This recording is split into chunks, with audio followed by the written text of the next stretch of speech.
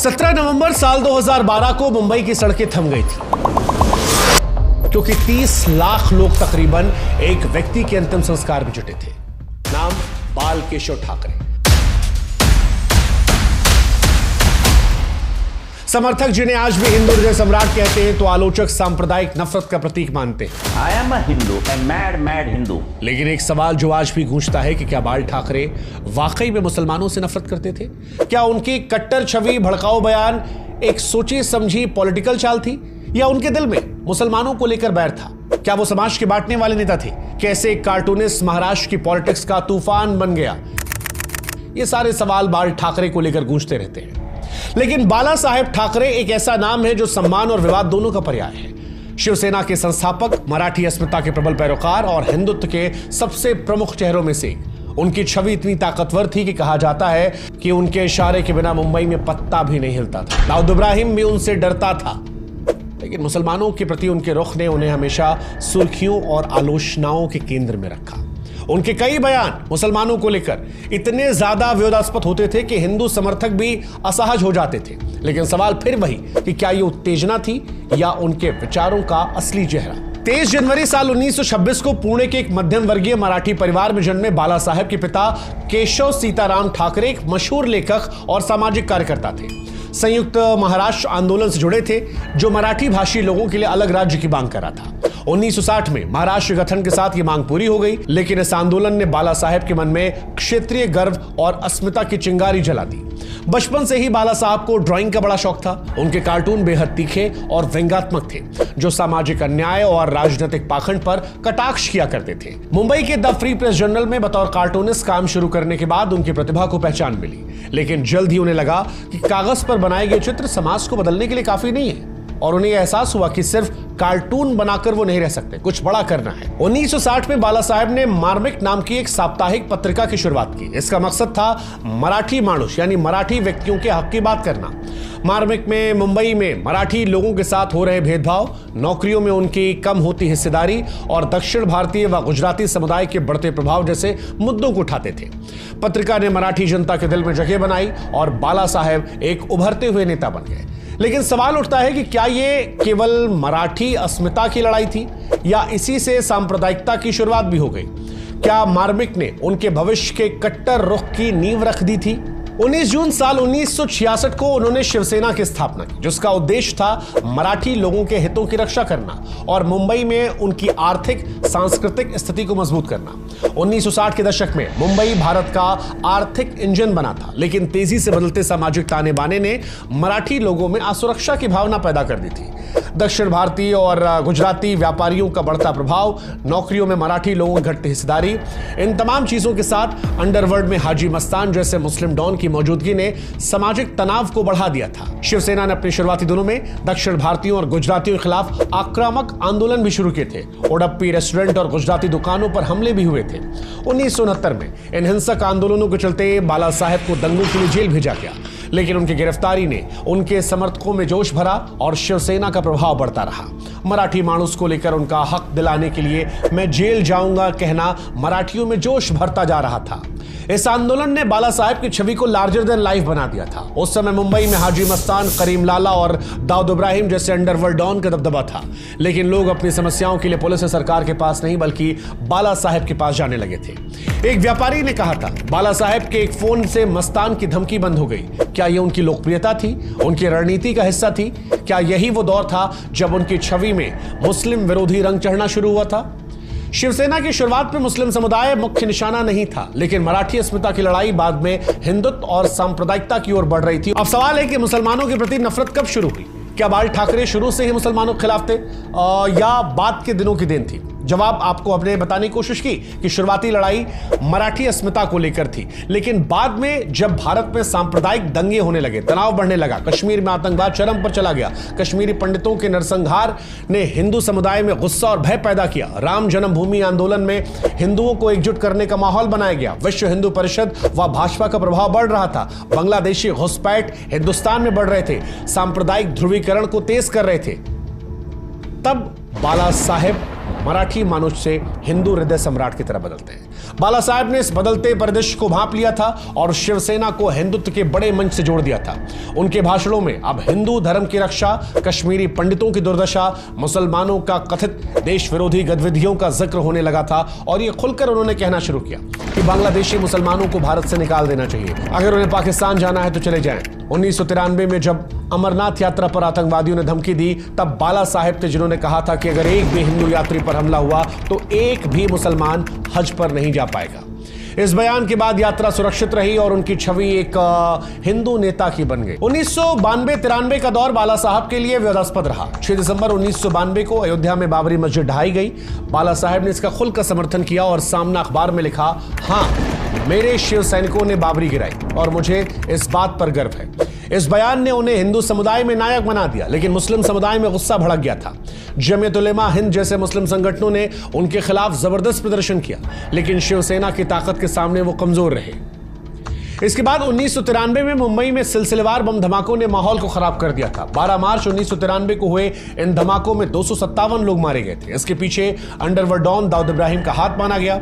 बम धमाकों के बाद 1993 में भयानक दंगे भड़के जिसमें तकरीबन 900 लोग मारे गए। बाल ठाकरे के मुसलमानों पर कई विवादित बयान हैं जो आज भी चर्चा केंद्र में रहते हैं, जैसे मुसलमानों को हरा जहर कहना। 2006 में शिवसेना के 40वें स्थापना दिवस पर मुंबई में बाल ठाकरे ने मुसलमानों को हरा जहर कह दिया था, उन्हें राष्ट्र विरोधी करार दिया था और यह चर्चा बहुत दूर तक गई थी। मुसलमानों को कैंसर की संज्ञा देना। 1980 के दशक में ठाकरे ने कहा था कि मुसलमान कैंसर की तरह फैल रहे हैं और उनका इलाज भी कैंसर की तरह होना चाहिए।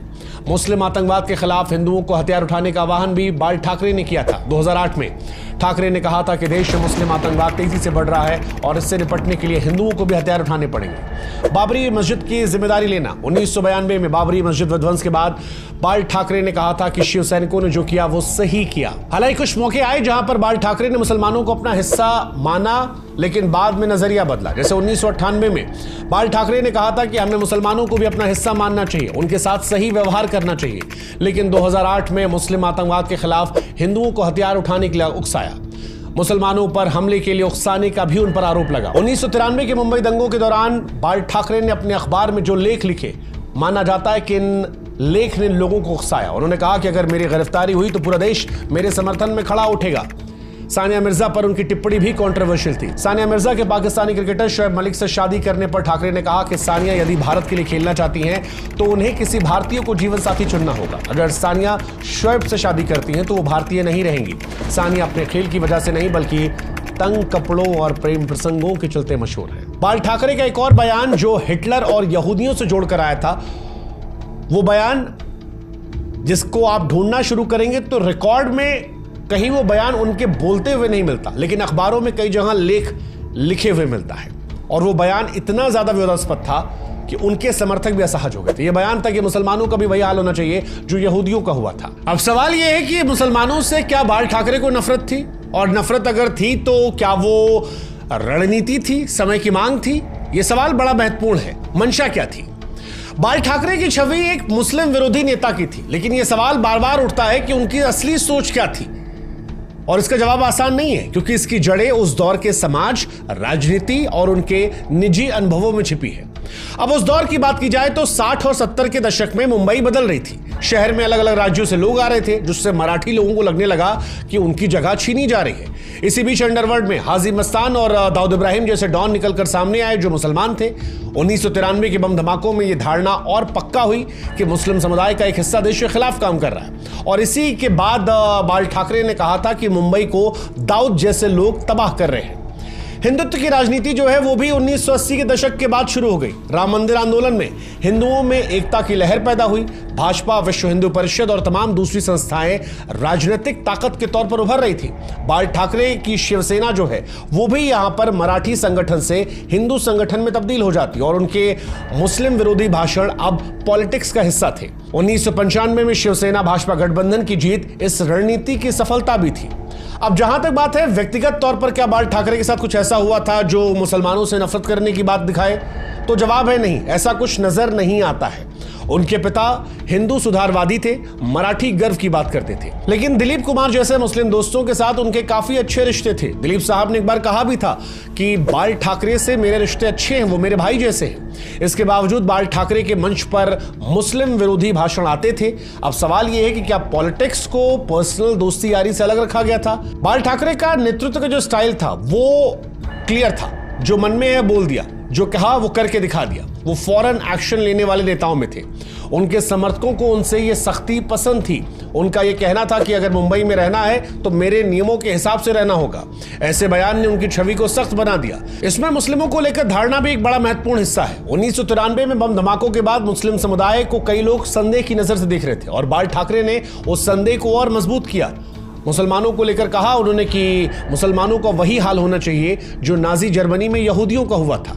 यह बयान पूरे समुदाय को दोषी बनाने जैसा था। लेकिन सवाल उस वक्त भी उठा था कि क्या यह बयान उचित था कि सबको उस निष्कर्ष देखा जाए।